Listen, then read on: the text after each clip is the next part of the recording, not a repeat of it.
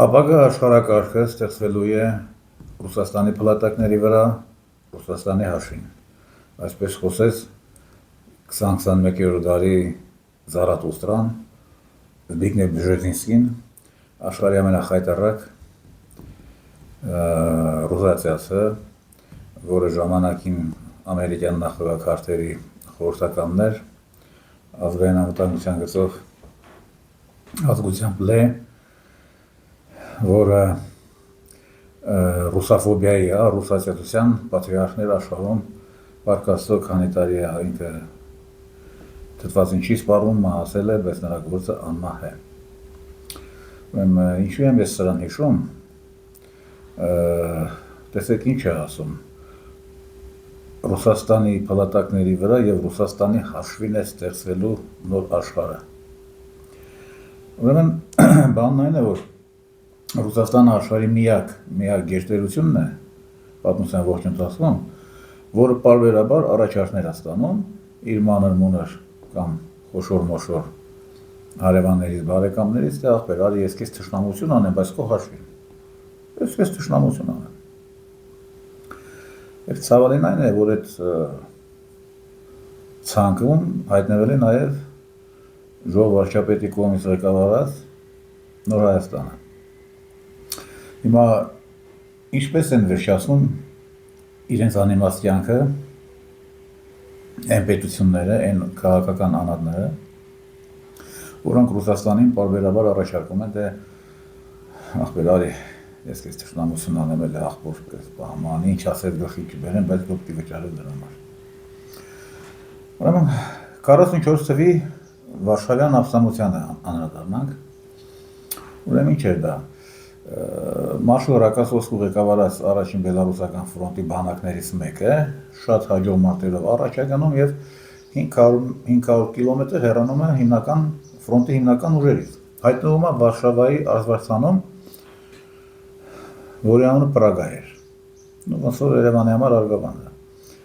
Հիմա այս բանակը կանգնել է այդ Պրագայում, առաջ չի գնում, դե իրավունք չունի առաջ գնալու, որովհետեւ շատ է հեռացել հիմնական ուժերից,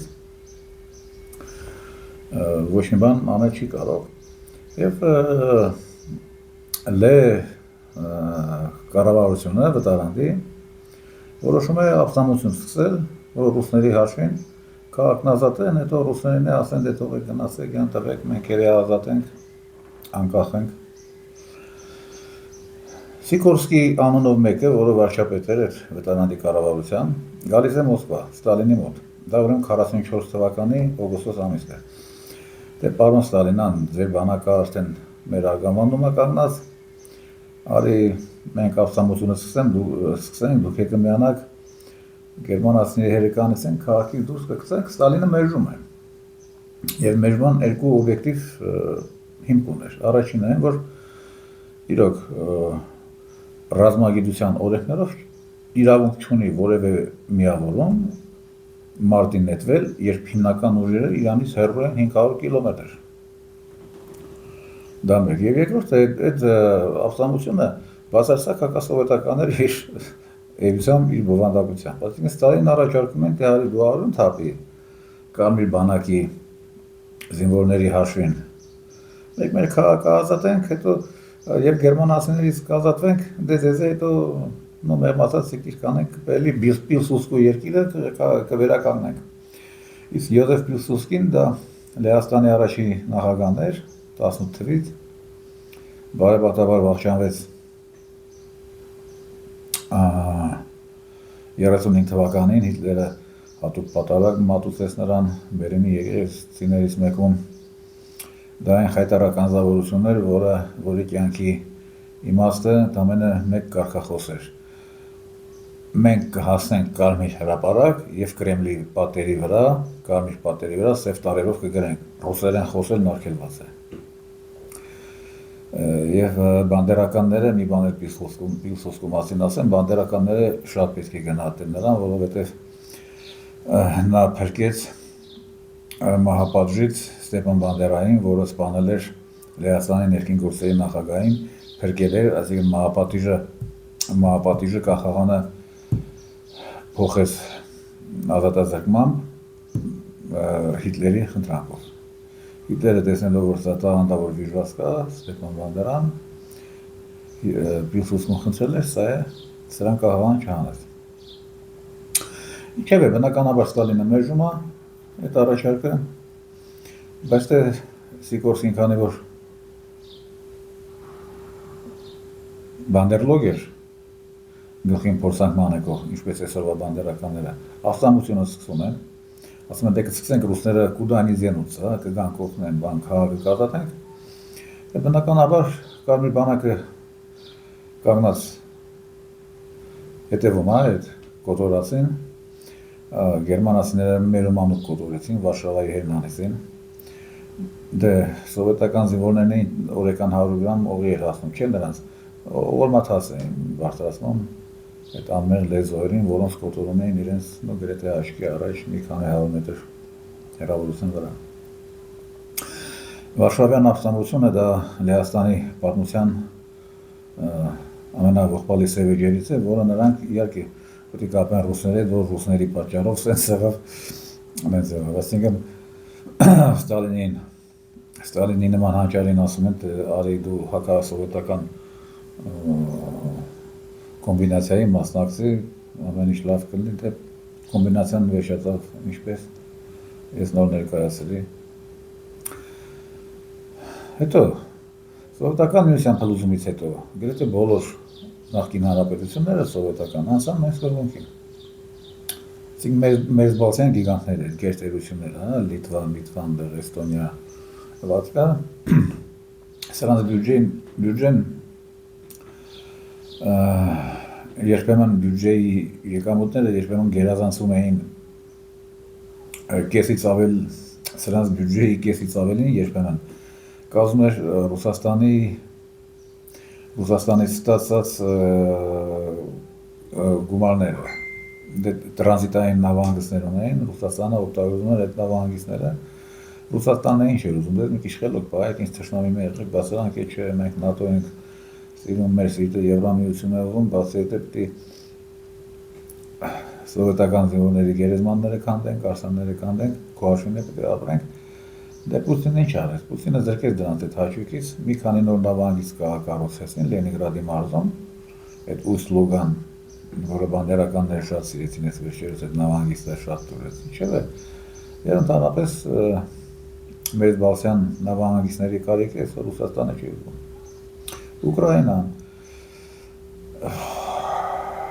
ինչ էր անում, ասում էր, դե մենք եվրոպական ազգ ենք, մենք ամենևին էլ բանդերլոկ չենք, մենք բանդերական ենք, բայց ձեր հաշվին պետք է մենք Եվրամիություն դառնանք, գազը պետք է մնա, պլյուս դրան գազները պետք է հալանենք մենք։ Ձեր շուկան է մեզ համար բաց, պետք է մնա մենք որ Եվրոպայական ասոցիացվենք, հանկարծ ինձ չանեք, որ մենք մեր նախկին արտոնությունների չօգտվենք։ Պուտինը դրանց դարձից երկու հատ հոց կառուցեց, հյուսիսային հոսքերը, երկու հատ էլ Թուրքիայի հետ կապեց, երկնագույն և թուրքական հոսքերը, որ ազատվի դրանց տրանզիտից, որովհետև Թալան նավավոր էր։ Իսկ այդ մյուս պարոններին եվրոպացի ստիպեց, որ գազը գնեն, գազի համար վճարեն ռուս-ուկրաինական սահմանի վրա։ Ինչևէ, ինչպես ավարտվեց բանդերականների երազանքը և նրանց կյանքի իմաստն ու ստրատեգիան, որ թշնամի ենք Ռուսաստանին, բայց ռուսների հաշվին այսօր բոլորս տեսնում ենք սպան է տեղի ունենում։ Վրաստանը երկիրը մասնատվեց, այսօր փորձում է դարձի գալ, բայց ինչևէ, դեռ չի ազատվել արևմտյան կաղապարներից։ Լավ, հիմա այս տխուր ցանկում հայտնվել է այս նոր Հայաստանը, ժողովրդապետի գլխավորությամբ։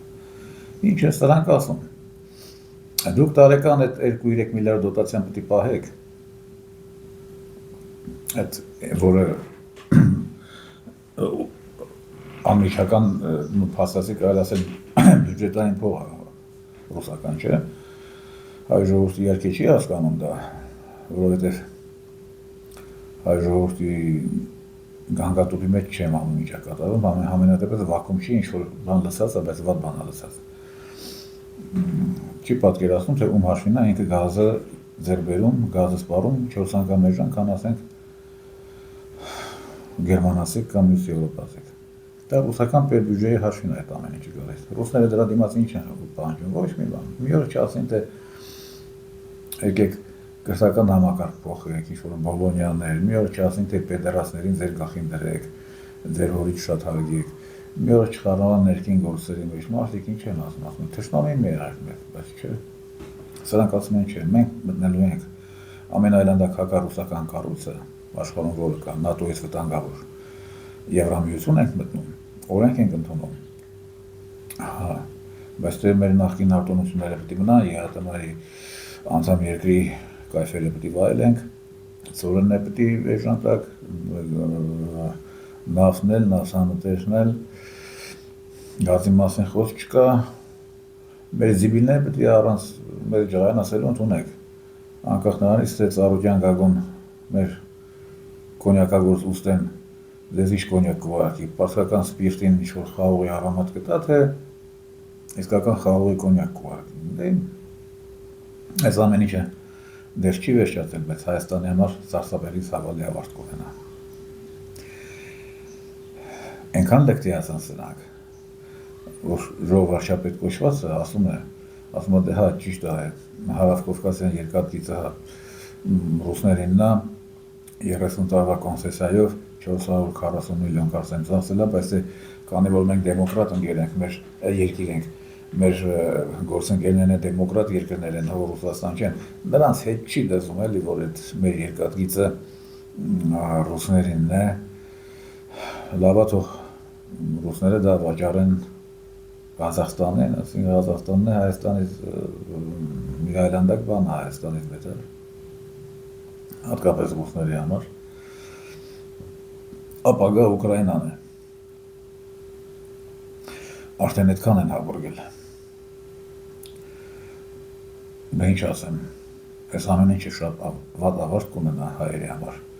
չգիտեմ բարեբախտաբար թե դժբախտաբար տգետ մարդ է Փաշինյան Նիկոլը եւ իր ողջ շրջապատը, Սիմոնյան Ալեններով, Ալեքսանյան Վաղներով, չեմ խոսում Բադալյան Լուլուի նման չկայացած գերպորմա ասխի մասին,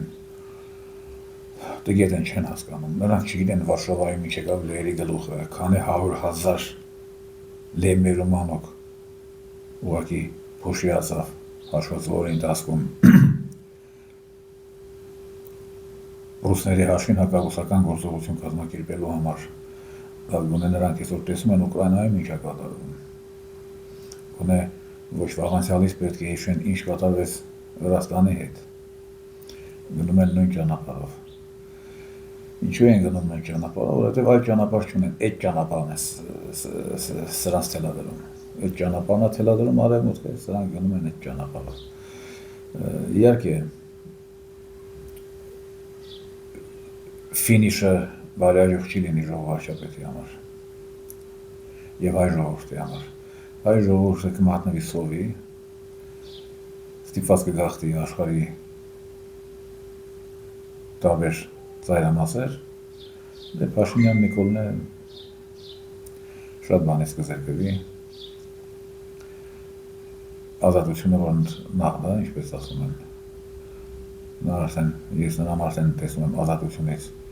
զրկված վիճակում, բայց դե գիտեք, ասում են հայերով ինվար ժողովուրդ են, մեկ էլ սար ազատությունից բացի դրանից ուրիշ բան է խլեցին։ Ինչևէ առայժմ այսքան է, դեռ ժամանակի չէ ավանսով ողորմի խմել Հայաստանի համար, բայց այդ օրը ժողով վարչապետը ուղղեցավ մոտեցնում են, ավանդույթի համաձայն հիշեցնեմ ու խնդրեմ նորից բաժանորդագրվել իմ տելեգրամյան և յուտուբյան ալիքներին, մնաք բարով, կհանդիպենք շատ շուտով։